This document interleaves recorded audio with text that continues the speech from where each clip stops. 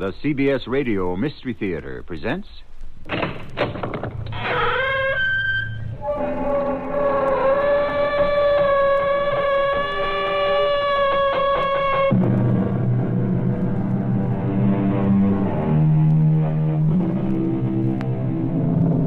in. Welcome. I'm E.G. Marshall.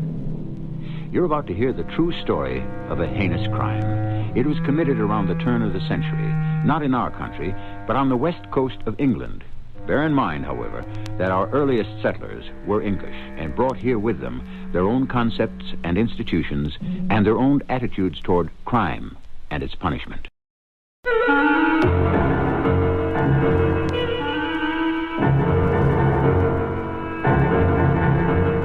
Our mystery drama, Last Act, was written especially for the Mystery Theater by Elspeth Eric and stars Court Benson and Robert Dryden. I'll be back shortly with Act One.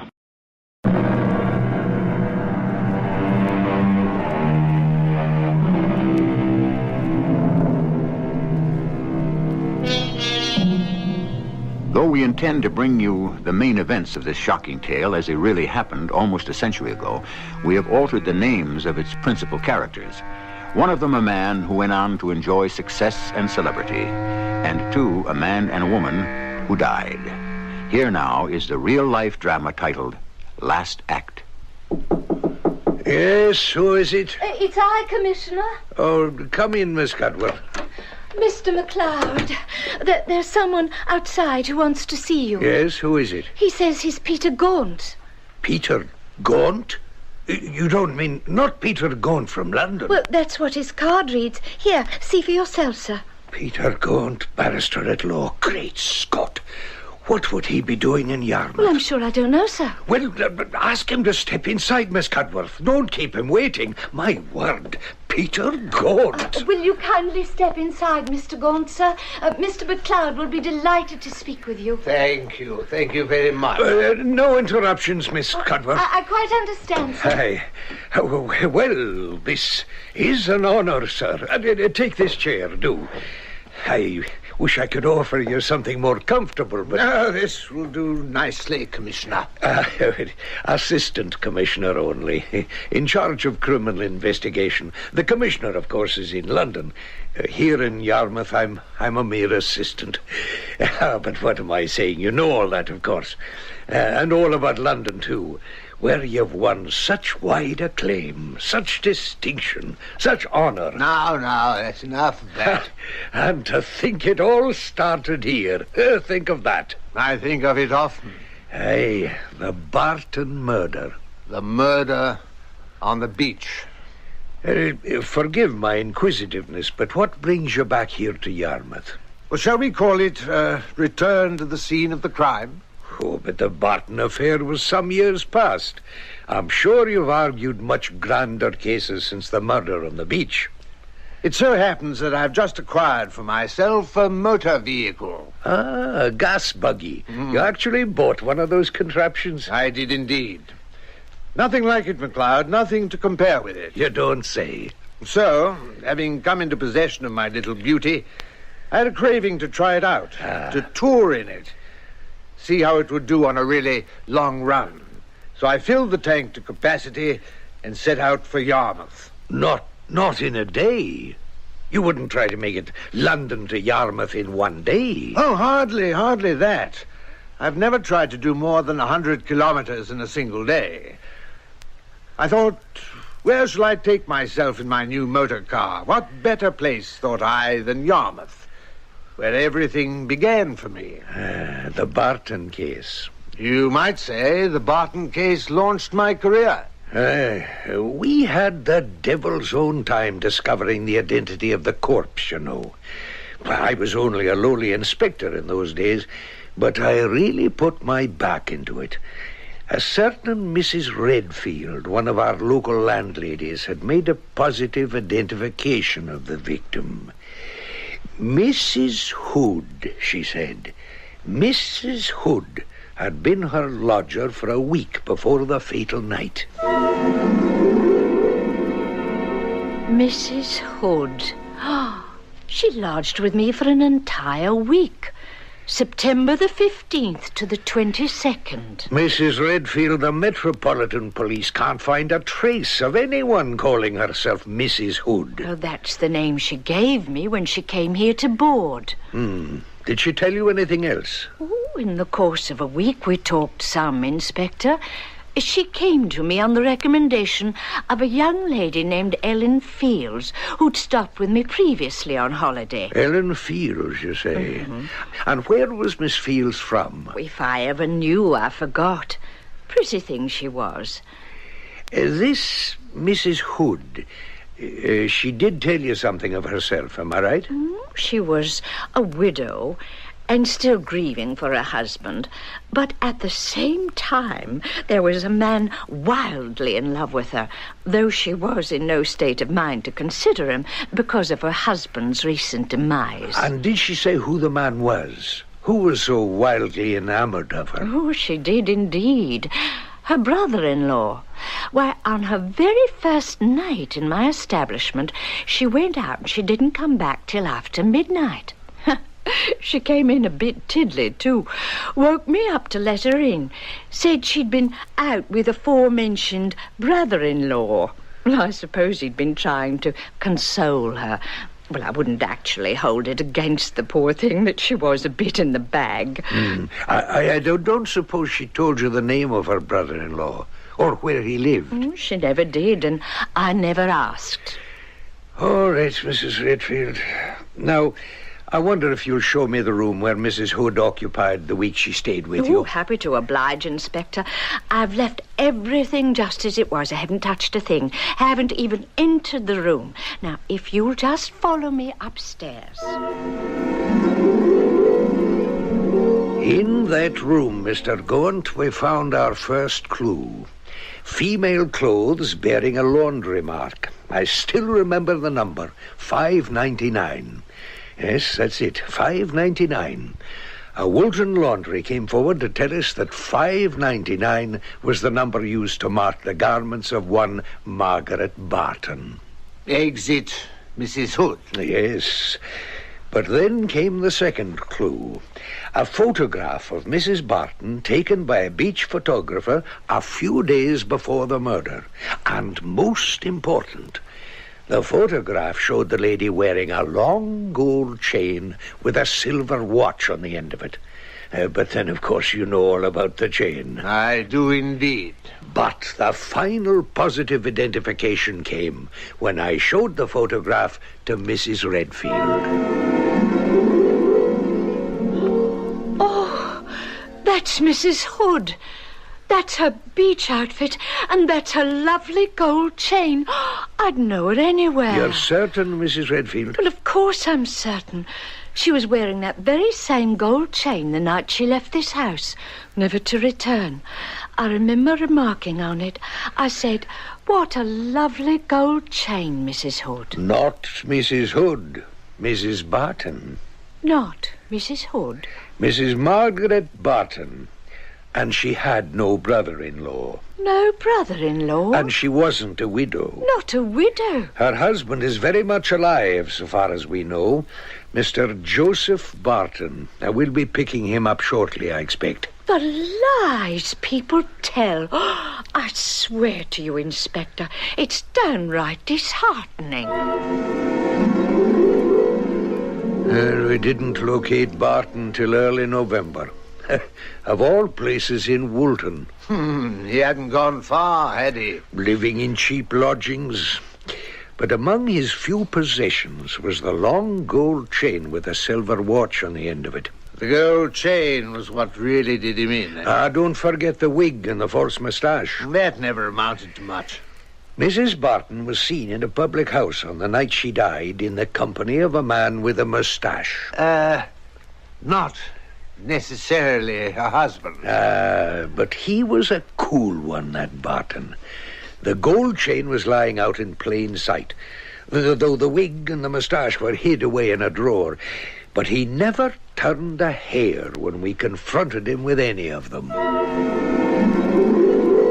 Oh, the chain was a gift to my wife, Inspector. I was only a grocer's assistant at the time. It took all my savings to buy it for her. Oh, I worshipped her.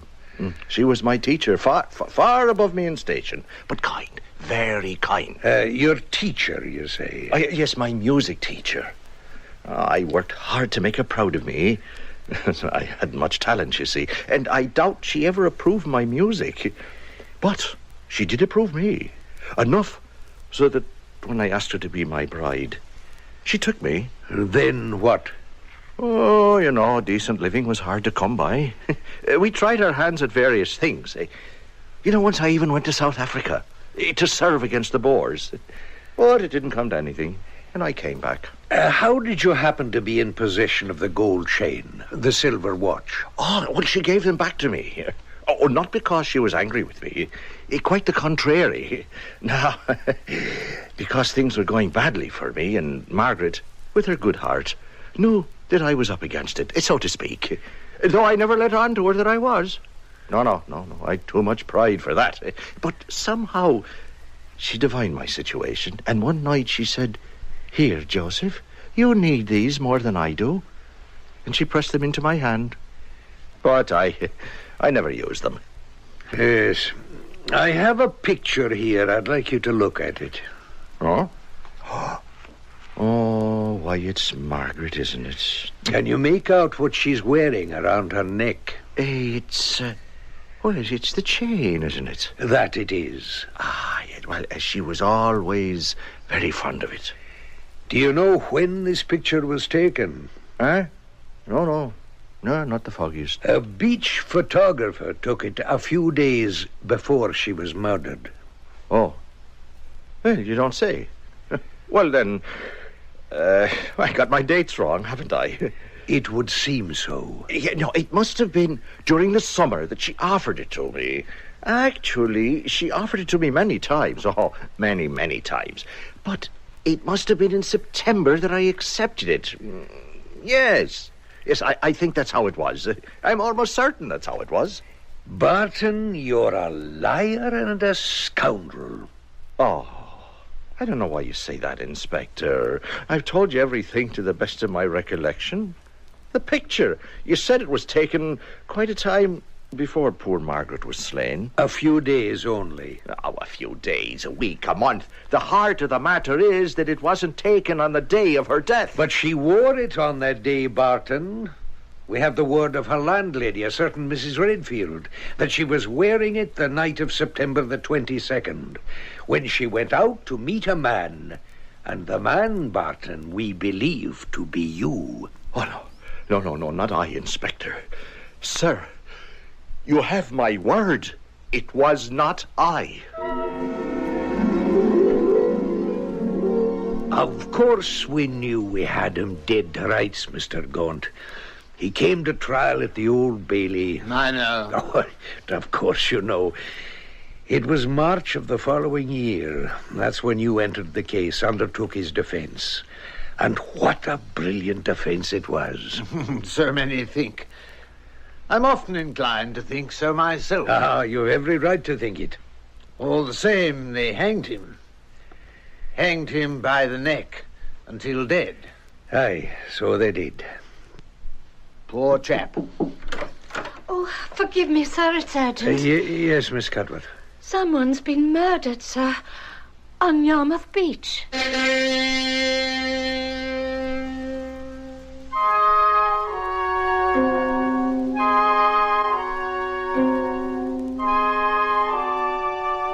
The institution of hanging by the neck was introduced into England more than 2,000 years ago.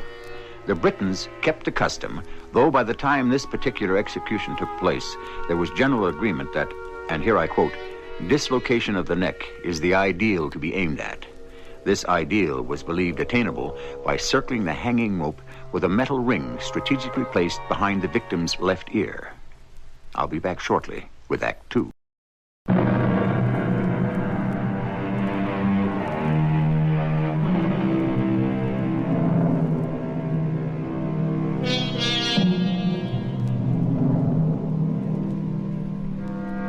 There are other methods of ending the life of a convicted felon, but the English have remained true to the noose, adding later the refinement of a metal ring at a strategic point in the rope to facilitate, if not absolutely ensure, the dislocation of the neck. I have read that in recent times, some English hangmen have taken to whispering to the condemned at the last moment, "It won't hurt. It won't hurt a bit." Miss Cudworth, you said Yarmouth Beach? A murder at Yarmouth Beach? Yes, sir. I'm sorry to cut our visit short, Mr. Gaunt. Look here. My automobile is right outside. Let me drive you to Yarmouth Beach. You're certain? I'd consider it a privilege. Oh, then let's be on our way. Yeah, this will be a great treat for me. For me as well, Inspector. Great Scott! Is that it, your automobile? Yes. This is my little beauty. Now, come on, climb up. There's a small step. Yes, I've got it. My, what are you doing? Cranking her up. You'll see. She'll turn over. Yeah, not too reliable, eh? Never fear. She'll catch. There, you see? Now, if you'll just let me throw the crank on the floor at your feet. Thank you. Can you move over a little? Oh, certainly. It's quite a contraption. Observe how the floorboards curve up. A new feature.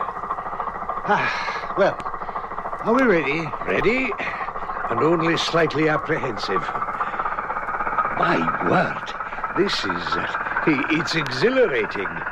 We'll be in Yarmouth in jig time.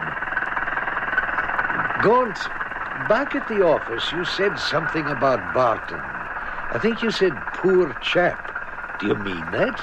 With all my heart, Inspector.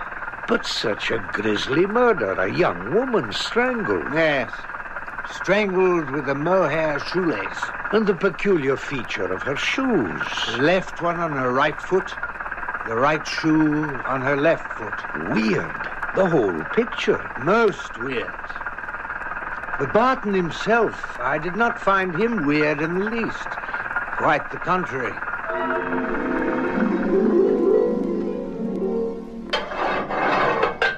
Are you the gentleman who's going to defend me? Peter Gaunt, barrister at law. At your service, Mr. Barton. Yeah, well, can't say as I've ever heard of you, Mr. Gaunt. If you have. There's no reason why it should remain that way, is there? All right, let's sit down together now, and you begin by telling me about yourself. I didn't kill my wife, Mr. Gaunt. Not so fast. Let's go back a ways. How have you made out in the past? Up to now, in these unhappy circumstances you find yourself in. And don't lie to me, Barton, about anything. Oh, no, I have no reason to lie. Have you ever been in trouble with the law before? Oh, never. You said never. Is that what you said? Never? Well, there was the affair of the violins, but I was never prosecuted for that. Only questioned and told to desist. You see, we sold them, Maggie and I. Well, actually, I never sold any. She did. You had a shop of some sort? Well, not a shop exactly. Well, then how and where did you sell the violins? Well, Maggie, she peddled them, you might say. You mean she went door to door, selling violins? Who would buy a violin from a peddler at the door? Oh, a great many people, Mr. Gaunt. You'd be surprised. There's more to the story, Barton. Well, the violins weren't... well, they weren't precisely new. Actually, they were quite old and quite useless. Then how in the dickens could she sell them if they were no good? Well, you see, there was a story she told along with the violin. She said her husband just passed away. And this is all he left me, Mum, just his violin. I wouldn't part with it for the world, but I've been tossed out of my lodgings and I don't know where I'll sleep tonight. Well, you know the pitch, sir. And they'd buy the violin? Oh, better than that. They'd ask her in and listen to her sorry tale. And, well, by the time she was through, they were crying right along with her and giving her clothes and money. Every touch was worth at least a couple of quid. You know, we cleared £400 till a couple of ladies got to talking and the police stepped in. Right. If they hadn't, we might still be at it. A real scoundrel. A man constitutionally unable to live within the law. It's a way of life. It's their profession. Recalcitrant children who will not submit to discipline.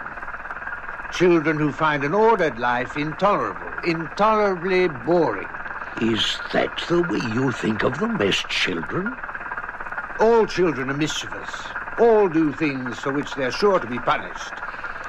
Some of these children carry over their childish attitudes into their adult lives.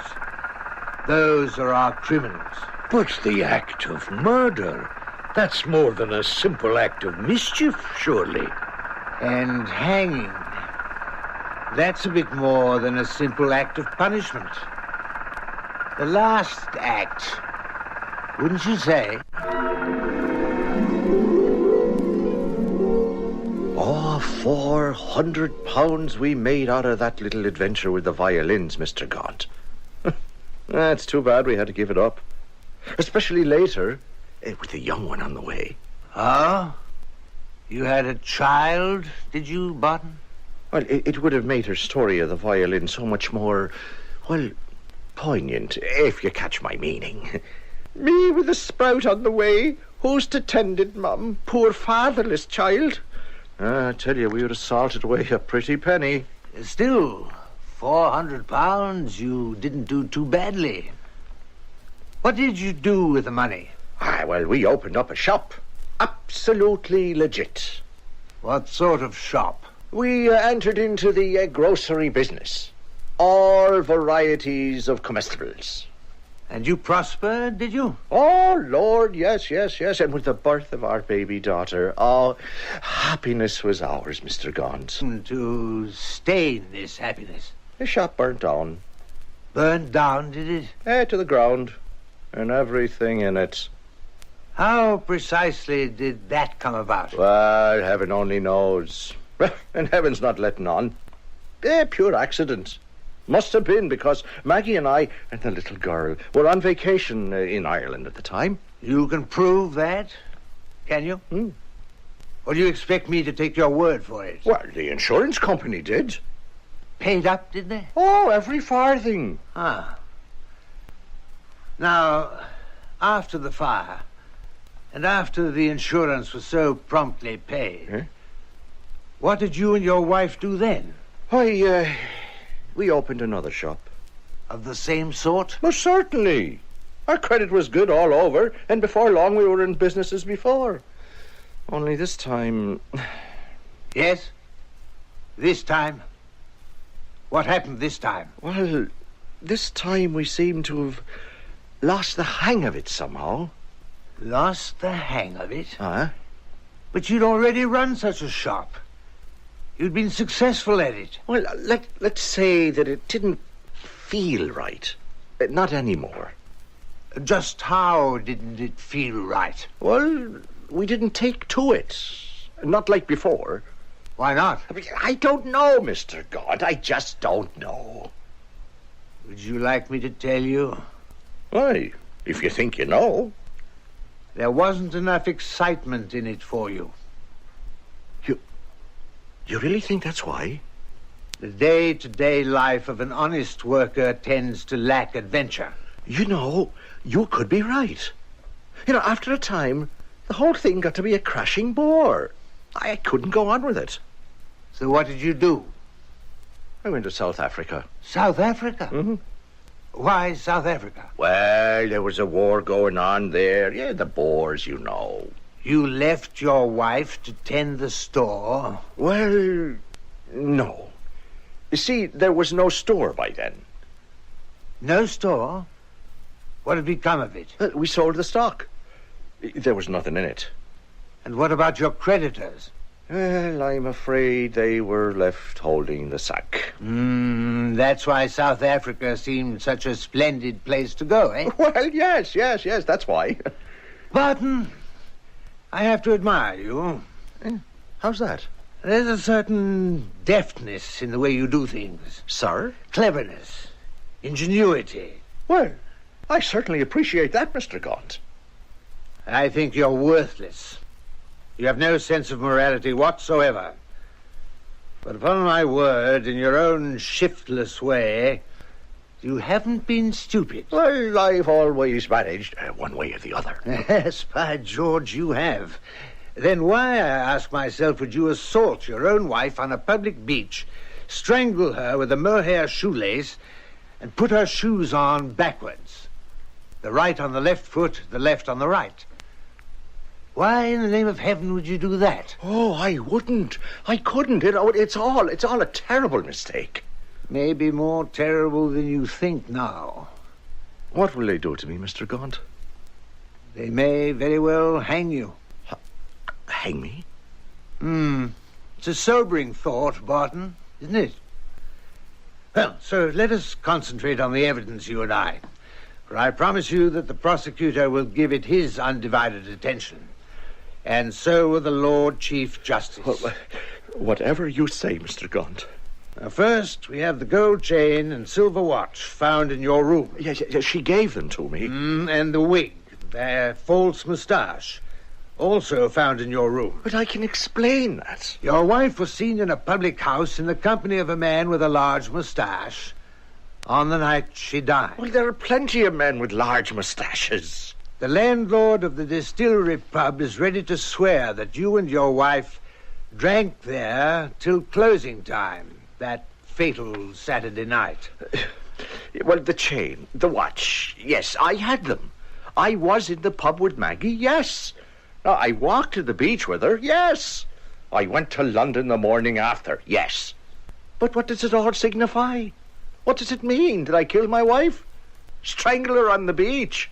Is that what it all means? No. No, it doesn't mean that. And I don't believe you did. Are you saying that you still believe Barton to have been innocent of the killing, Mr. Gaunt? I'm saying precisely that, Inspector. It's not possible, not possible. We're coming to the end of the Macadam Road. Must be nearing the beach. Are you saying we hanged an innocent man, Mr. Gaunt? That's what I'm saying. Well, impossible. Can't be. There's the dirt road up ahead. English justice would never permit such a thing. Gaunt, tell me it's not possible. Take your hand off my arm, Inspector. I couldn't bear the thought. This is a narrow road and there's a ditch on either side. Tell me it's not possible. Not anymore. Not today. Now, take your hands away, MacLeod. I can't steer if you persist. I'll never sleep again. Watch out. Tell me. Hang on. We're going off the road.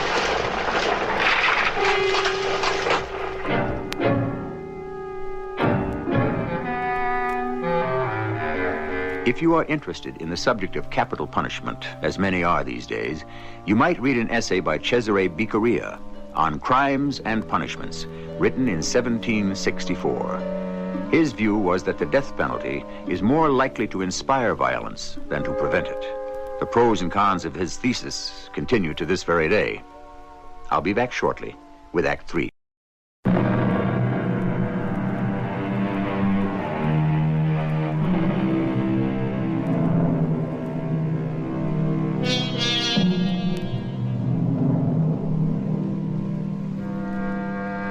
Cesare Beccaria, 28 years after the publication of his famous treatise on crimes and punishment, discovered, apparently with some degree of amazement, that the person responsible for a capital crime was not always the one executed for it.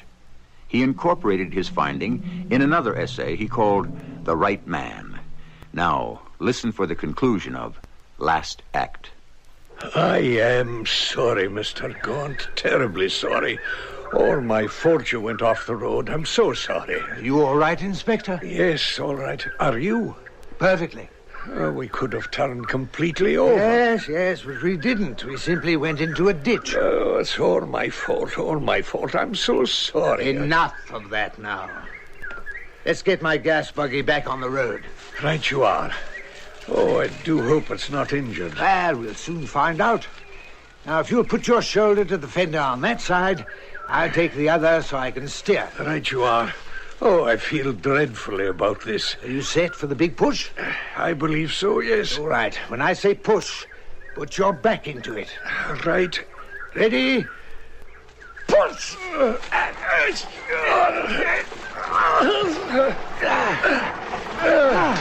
And there we are. Back on the road. Why, it really worked, didn't it? We really brought it off. What are you doing there? Fishing for the crank. Oh, yes, the crank. Dear me, I do hope no harm's come to your fine automobile. I'd feel dreadfully unhappy. Oh, here it is. I should never have invited myself along. Nonsense. Go on, hop in. I should have kept my hands to myself. It was just the thought of an innocent man going to the gallows that upset. Is it going to start, do you think? Never fear. She'll turn over. There. You see? Good as new. Thank the Lord for that. Just shove over a trifle, will you? Yes, that's right. Thank you. Everything top hole. Isn't it splendid? Well, I'm terrifically relieved. And I shan't be so unforgivable careless again, Gaunt. I'm sure you won't. It was the idea that the police, my police force, could have been the instrument of an innocent man's death. I'm afraid I quite lost my composure. I do apologize. MacLeod, you didn't sentence Barton to the gallows. Lord Elverstone, the Chief Justice, did that. All you did was present the evidence. Aye, that's true enough. And a fine job you did of collecting it. All in the line of duty. But perhaps we were hasty. Perhaps if we'd looked further and worked harder, we'd have uncovered more. Undoubtedly. You really think so? No doubt about it. Gaunt, if Barton didn't kill his wife, if you're right and he was innocent, do you have any notion at all who might have done the foul deed? Oh, yes, I do. I believe it was the work of a sex fiend. A sex fiend? A maniac. Good Lord. Consider the method of killing. Strangulation with a mohair shoelace. Surely a bizarre instrument of murder. Then consider the added quixotic touch. The left shoe on the right foot, and vice versa. Doesn't that suggest irrationality on the part of the murderer? Yet Barton was one of the most rational men I've ever talked with. I'd have no reason to kill my wife, Mr. Gaunt. Maggie and I were, we were on friendly terms. Of course, the bloom had gone off the rose, you might say, but I won't deny that. The truth of it is, Mr. Gaunt, I was aiming to set up house with somebody else. Oh, you were you? I don't think we'll mention that. Now, there's something we haven't gone into, your sudden flight to South Africa. Oh, it wasn't a flight.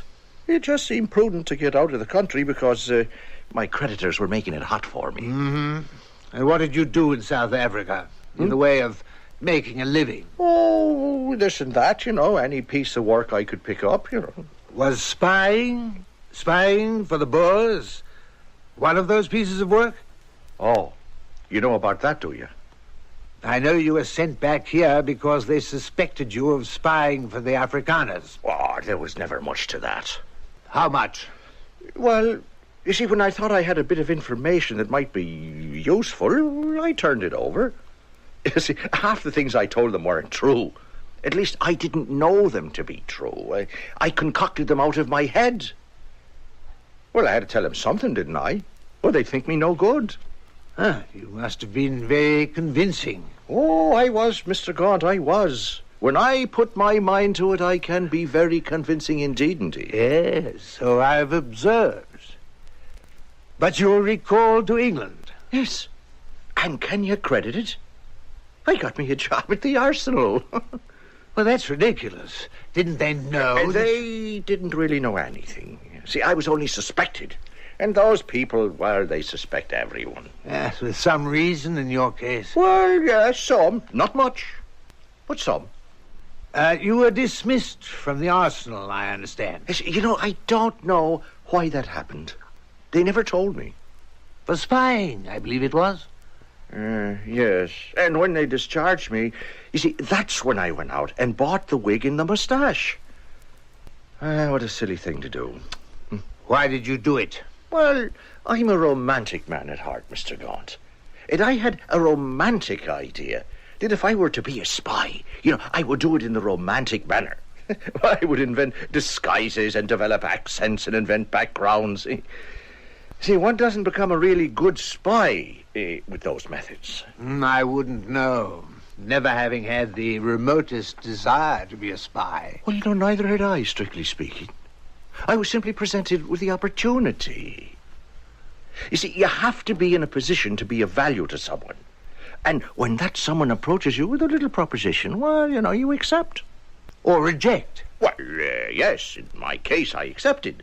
But when I tried to carry it into the romantic realm, it became absurd. I have too much hair to wear a wig properly, and I wouldn't dream of shaving my head. And the moustache? Well, it was ludicrous. Maggie laughed fit to kill when she saw me. And when was that? When was what?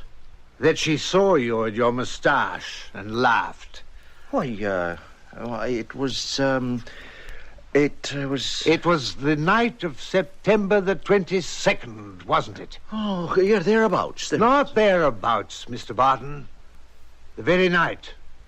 The night she was killed on Yarmouth Beach. I'm right, am I not? Mrs. Barton was seen that night in a public house in the company of a man with a large moustache. That was you, wasn't it? I'll tell you the truth, Mr. Gaunt. Well, I'd appreciate it. Well, you see, I asked Maggie to meet me and tell me how she thought I'd make out as a real professional spy. Well, after all, I had to make a living for her and the little girl. Well, she threw cold water on that, I can tell you. Said I looked a proper fool. Then anyone could tell I was wearing a disguise, and not a very good one at that.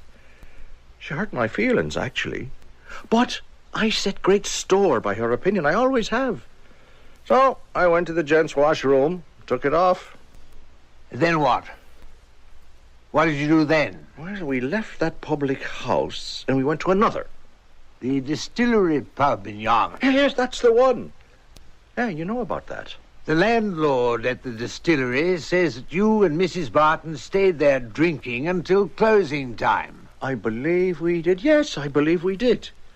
I was most frightfully depressed at giving up my romantic notions of being a spy. The landlord at the distillery says the two of you set off in the direction of the beach. Well, we may have. Yes, he could be right. The beach was a place of fun memories for Maggie and me. And did you arrive at the beach, you and your wife? Well, we may have. See, I'm a bit fuzzy about all that. Now, as I told you, I was pretty well into the bag by then. And I had to go to London the next morning on the 7:30 train. So I checked into a hotel and told them to rouse me about 6. Which they did. Oh, yes, and a good thing, too, or I'd have slept all day. But you caught the 7:30. Ah, that I did. I wouldn't have missed that train for the world. Why? Well, I told you, Mr. Gaunt, I was planning to set up house with a young girl I'd given my heart to. Ellen Fields was her name.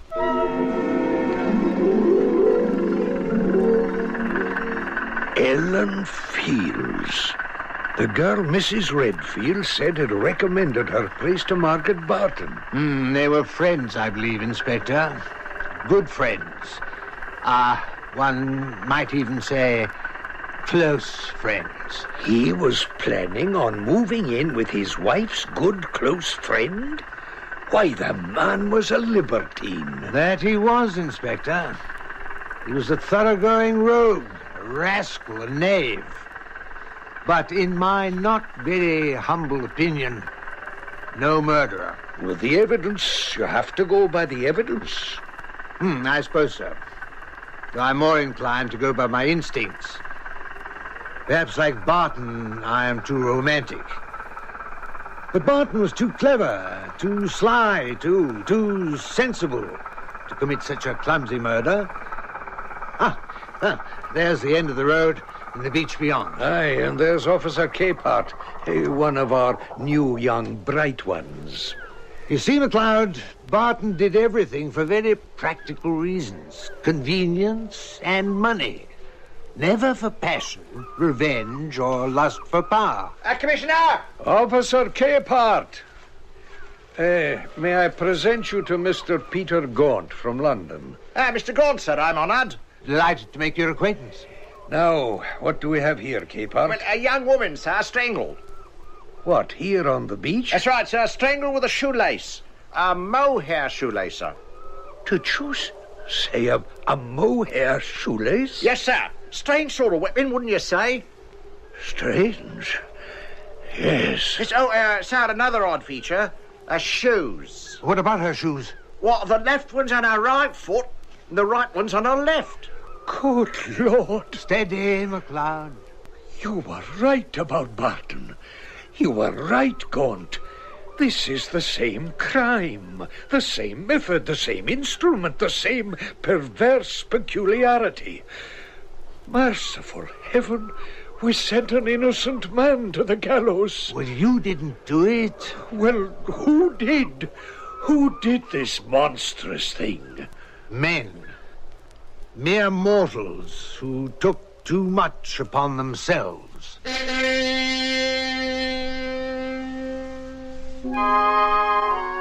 Since ancient Greece, there have been those who contended that death as a punishment for murder prevents subsequent murders, a thesis not yet demonstrated.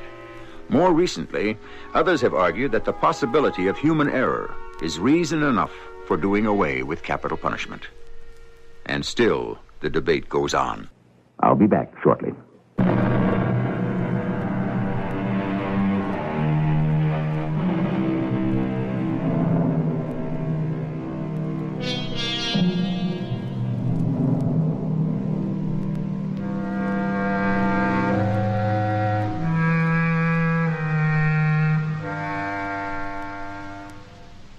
Inevitably, the dialogue you have heard is imaginary. Our own particular concept of what certain people may have, could have, or must have said to one another. But each and every event is real. Each is a matter of record. The entirely possible human error is real, too. Our cast included Court Benson, Robert Dryden, Carol Teitel, and Earl Hammond. The entire production was under the direction of Hyman Brown. This is E.G. Marshall inviting you to return to our Mystery Theater for another adventure in the macabre. Until next time, pleasant dreams.